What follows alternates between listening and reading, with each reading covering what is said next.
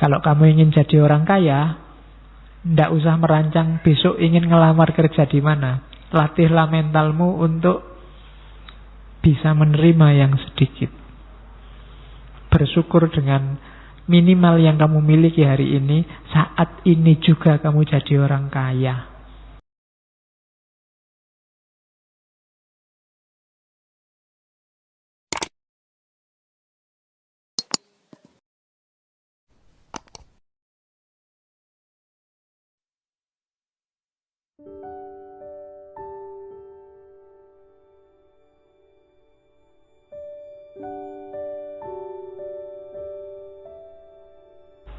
Maka ada beberapa rumusan dari Diogenes. Gimana caranya hidup yang baik? Hidup yang baik itu hidup yang alamiah. Ternyata peradaban manusia hari ini adalah peradaban yang menjauhkan manusia dari hal-hal yang alami. Adat istiadat budaya itu bikinan manusia, membuat ruwet hidup manusia, yang itu dibikin oleh manusia dengan rumus cari enak. Orang bikin baju, orang bikin dipan untuk tidur, orang bikin cangkir. Itu kan kriteria bikinnya pertama itu kan nyari enak, nyari nyaman. Ternyata hasilnya malah bikin ruwet. Sudah ndak alami, malah bikin ruwet. Maka hidup ini, katanya Diogenes, pakai standar yang alamiah. Yang alamiah itu gimana? Yang minimal. Bahkan dalam tanda petik itu sebenarnya tanpa masyarakat. Tanpa masyarakat itu tanpa sibuk diatur-atur oleh adat istiadat budaya yang hanya bikin ruwet. Makanya tokoh hari ini kita sebut manusia alternatif. Nggak gampang hidup kayak gini. Kamu mungkin masih belum bisa. Jangankan ninggal tidur enak, ninggal dipan, ninggal kasur.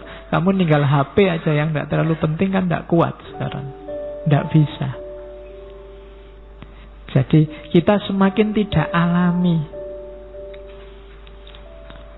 Apakah itu secara sosial, secara politik, secara budaya. Dulu secara sosial kita akrab sama orang lain, face to face, ketemu, tidak butuh apa-apa. Sekarang mau menyapa saja mahal, butuh HP, harus bayar pakai kuota. Padahal kos-kosannya sebelah kamar aja deket. Tapi kan dadak kamu WA, butuh internet, butuh kuota, bayar. Barang simple jadi ruwet. Kita tidak alamiah lagi dan kehilangan kemampuan-kemampuan naluriah yang alami. Sekarang kita kalau ingin tahu suhunya kira-kira berapa, butuh termometer. Dulu simbah-simbah kita itu pintar membaca alam itu.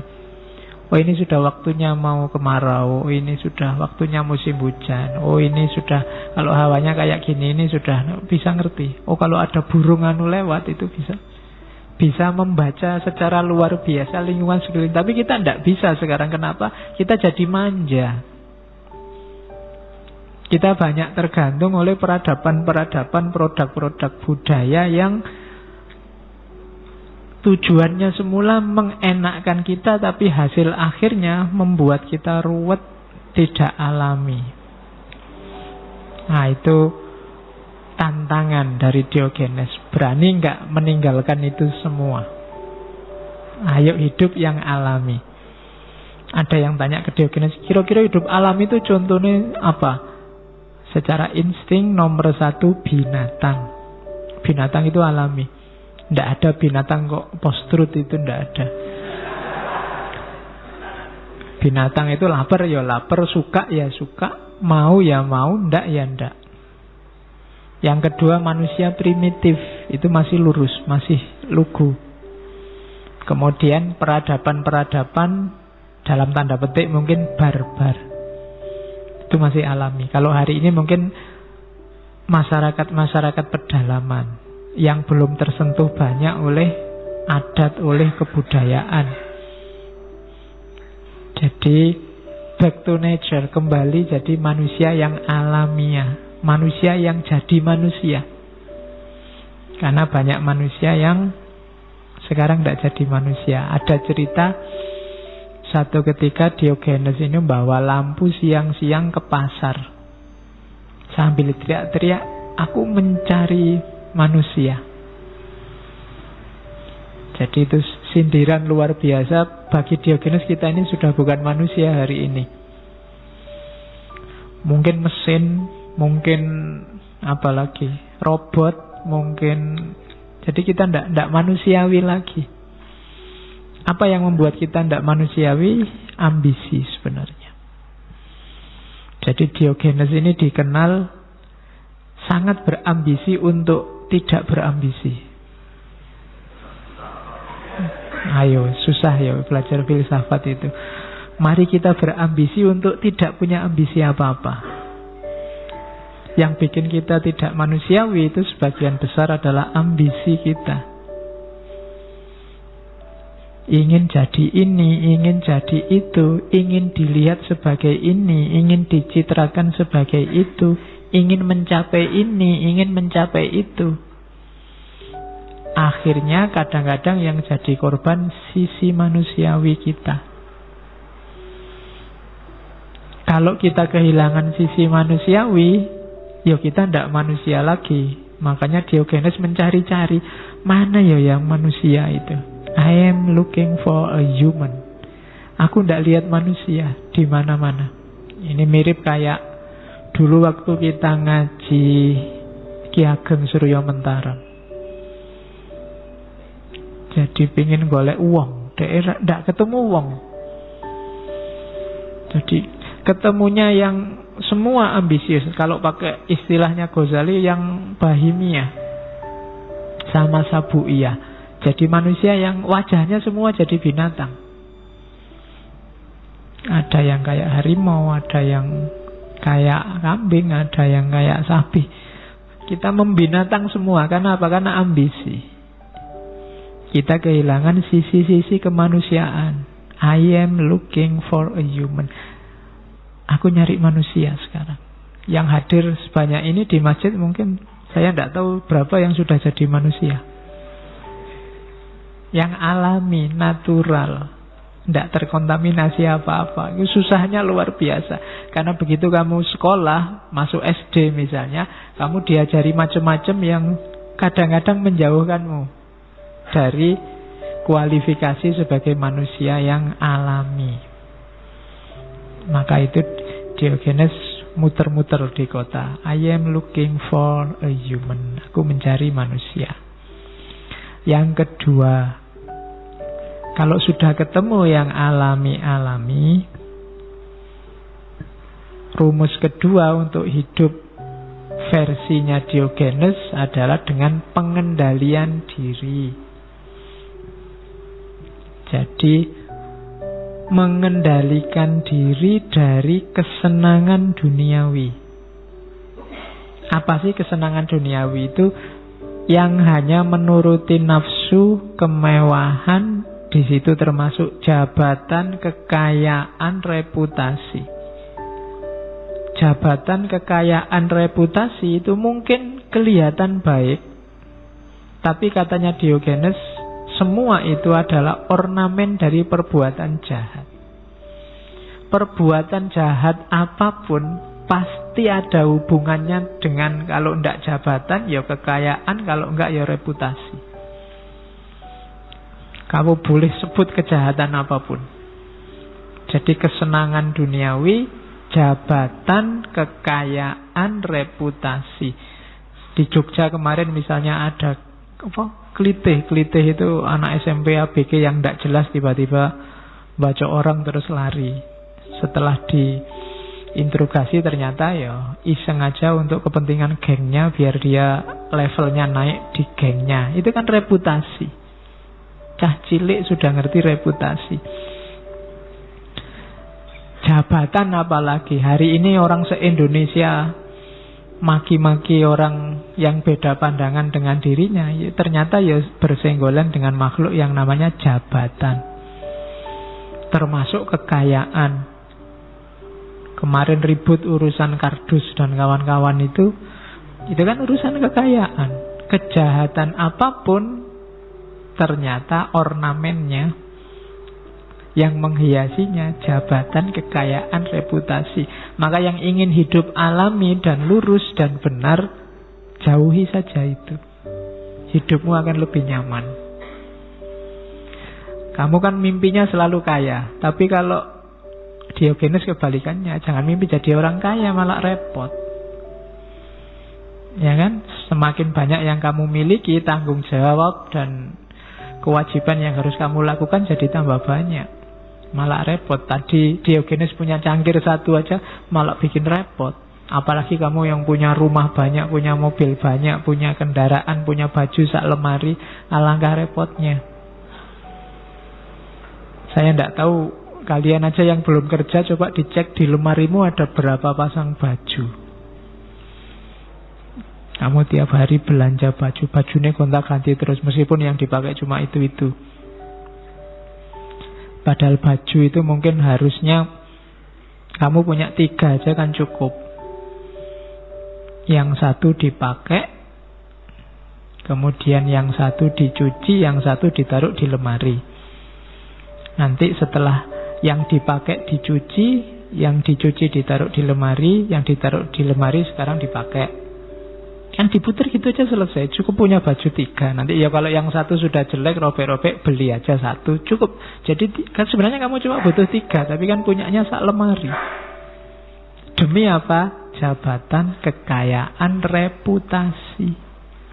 Nanti kalau teman-teman bilang, kamu kok bajunya gak pernah ganti, malu dong Pak saya. Kan bisa begitu. Ya biar kamu ndak malu, baju 3 itu cari warna dan modelnya yang sama. Nanti kalau ditanya, kamu kok nggak pernah ganti? Loh, 20 bajuku itu kayak gini semua. Jadi kelihatannya ndak ganti, tapi aku ganti ini. 20 bajuku persis karena aku suka yang kayak gini. Kan selesai. Gara-gara reputasi uangmu habis banyak.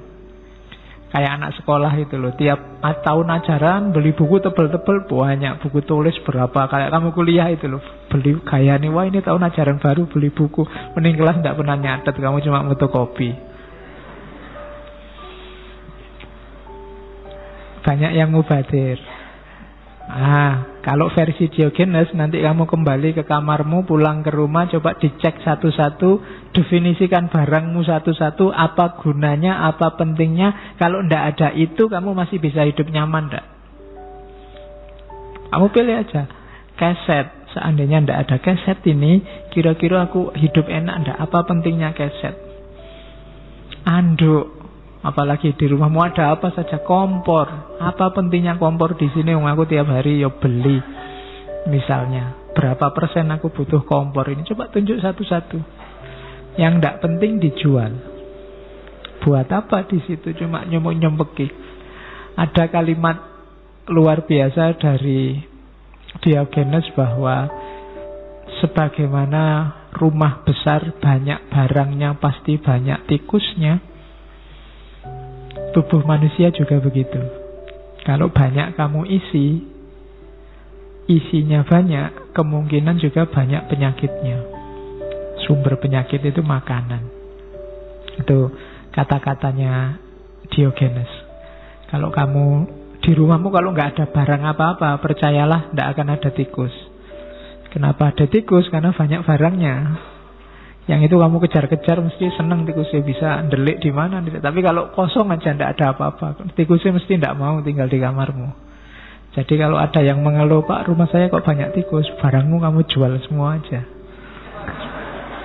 Tikusnya nanti nggak masuk mesti. Oke, nah itu rumus yang sama. Kalau Pak saya kok sakit-sakitan, coba ditengok cara makanmu gimana. Karena sebagaimana rumah yang banyak barangnya, banyak tikusnya, tubuh juga begitu. Kalau banyak diisi ya kemungkinan penyakitnya nyisip. Nah, rumus yang kedua berarti mengendalikan diri. Latihan lapar, latihan sakit. Karena ini berguna untuk moral manusia. Orang yang tidak pernah lapar, tidak pernah sakit, kecenderungannya akan sombong, merasa penting, merasa besar. Dan penyakit paling akut dalam dunia moral itu sombong. Makanya Allah tidak akan memasukkan surga orang yang ada kesombongan sekecil apapun dalam dirinya. Maka jangan mengeluh kalau kamu ada kesulitan apapun, ada kesumpekan apapun, sekali dua kali sakit. Sangat manusiawi, menunjukkan bahwa kamu itu lemah. Kesadaran ini penting dibandingkan kamu yang tidak pernah sakit sama sekali. Mungkin ada yang saya itu Pak, sakit itu sudah tidak. Saya bisa ngatur diri saya sendiri. Kapan sakit, kapan tidak. Kalau saya tidak mau sakit, ya tidak sakit. Itu malah mengkhawatir kalau mentalmu begitu. Manusia ya waktunya capek, ya capek. Waktunya sakit, ya sakit. Kadang-kadang sakit, kadang-kadang sehat. Dalam rangka apa? Dalam rangka moral. Biar kamu sadar kelemahanmu. Oke, itu namanya pengendalian diri. Dan kebahagiaan yang sejati, katanya Diogenes, dalam mengendalikan diri ini. Makanya tadi kita berambisi untuk tidak punya ambisi. Lakukan apa saja tapi tidak harus matok-matok target, biar kamu tidak kecewa. Kenapa kamu ngaji? Ya ngaji aja Pak. Paham tidak? Tidak tahu. Dapat apa kamu ngaji? Tidak tahu juga. Dan kok masih ngaji terus? Ya tidak apa-apa. Saya tidak narget apa-apa kok. Tapi kalau sejak semula kamu narget, pokoknya saya ngaji, kira-kira dapat 5 sesi, itu saya harus menghasilkan 2 tulisan atau 4 tulisan. Kalau kamu narget gitu, hasilnya mesti kecewa nanti. Saya sudah ngaji puluhan kali Pak, mau nulis nggak bisa, tidak sempet kecewa. Kenapa kamu tadi matok ambisi di depan? Saya mau kuliah Pak, S2 Pak, 1,5 tahun saya target lulus. Ya ndak apa-apa, ambisimu. Tapi ketika kamu matok ambisi, jajarannya ambisi itu kegagalan dan kekecewaan. Meskipun satunya kesuksesan. Jadi ada kemungkinan kamu nanti akan kecewa. Biar tidak nyampe ke terminal yang namanya kecewa, tidak usah ambisius. Pokoknya kuliah ya kuliah yang benar, yang serius, gitu aja. Pingin nulis ya nulis aja. Karena kalau direncana-rencana, dirancang-rancang, biasanya tidak jalan. Terus kamu kecewa. Nah, jadi ini rumus bagus dari Diogenes. Oke. Nah, untuk bentuk konkret pengendalian dirinya apa? Semangat hidup yang asketis. Namanya, kalau bahasa Jawa namanya tirakat. Kalau agama namanya puasa. Puasa tidak cuma puasa makanan. Puasa itu tidak mengambil, tidak melakukan apa yang kamu sukai, padahal kamu mampu untuk mengambil, untuk melakukannya demi tujuan jangka panjang. Itu puasa, itu tirakat. Kalau ada orang kok melekan tahajud misalnya malam hari sekian puluh, sekian ratus rakaat, itu bukan berarti dia tidak bisa tidur. Bisa tidur, tapi dia milih tahajud. Itu namanya tirakat. Kalau Ramadan itu kan kamu tirakat, kamu puasa. Bukan berarti kamu tidak punya uang untuk beli makan. Punya, tapi kamu milih puasa, milih tidak makan. Itu namanya tirakat. Tirakat ini tujuannya apa? Melatih jiwa.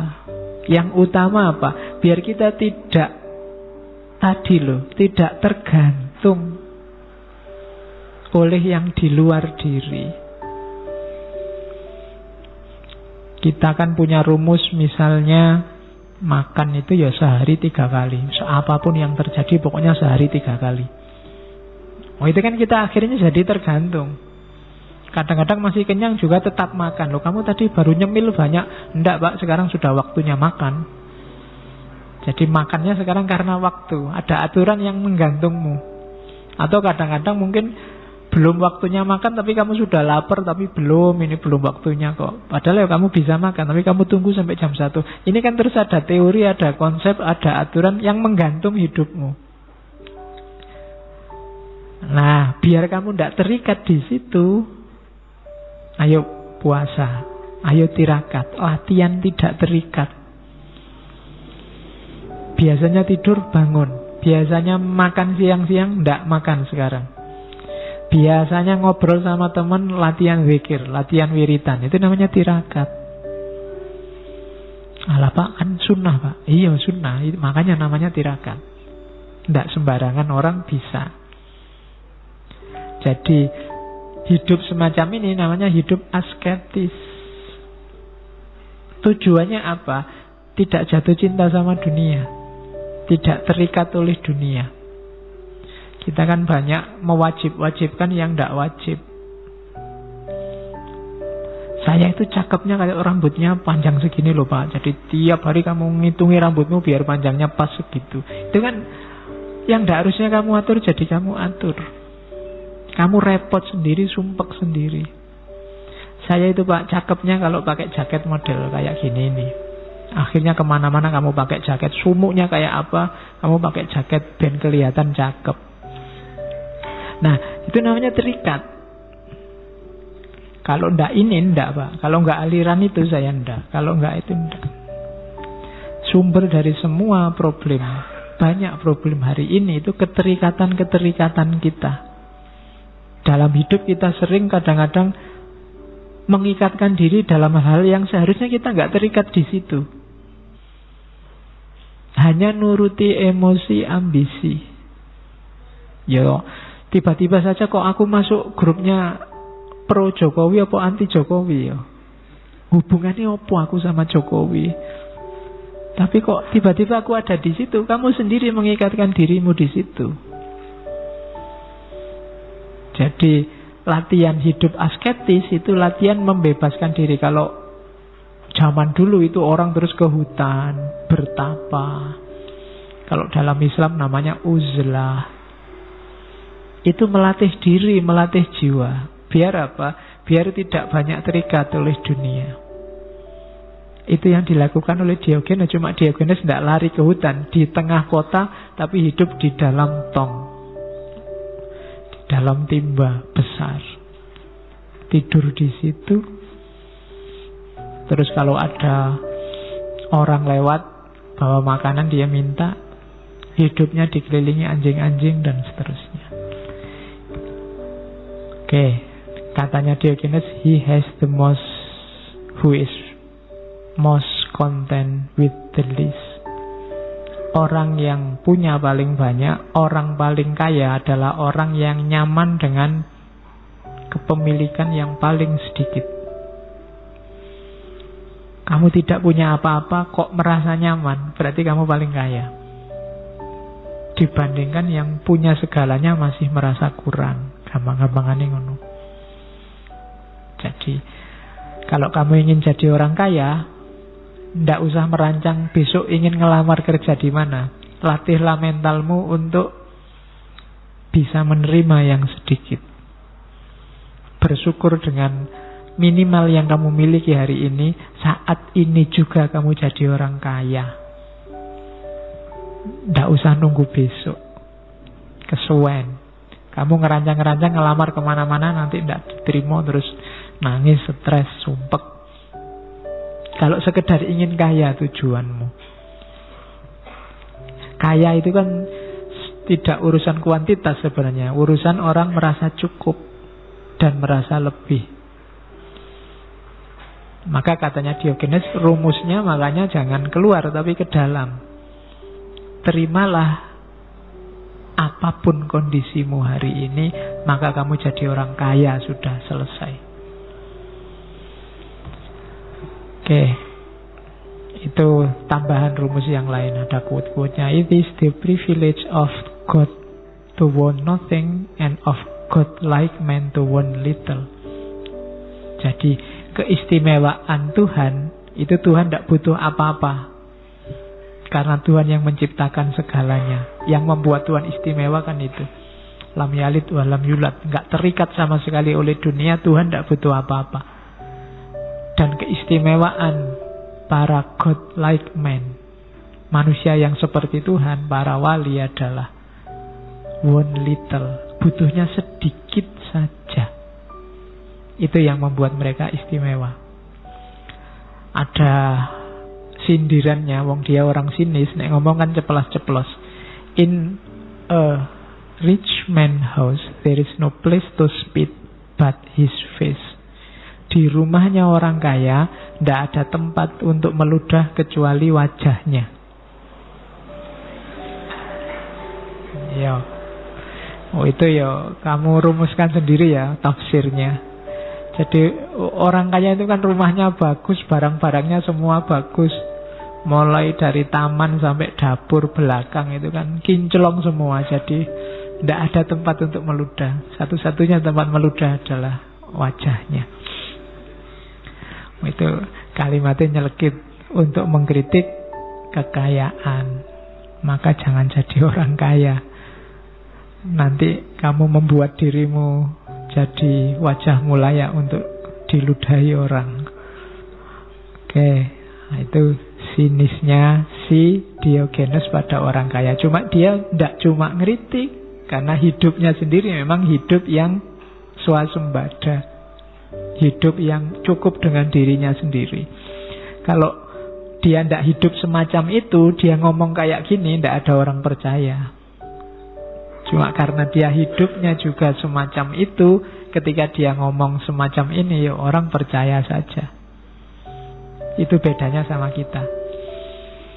Kalau kamu yang ngomong, wong duitmu akeh, kamu tiap hari berlebih-lebihan di macam-macam, kamu ngomong kayak gini, tidak ada tempat meludah di rumah orang kaya kecuali wajahnya. Ya berarti wajahmu juga gitu. Orang ngomongnya bisa begitu. Jadi ini rumus dari Diogenes.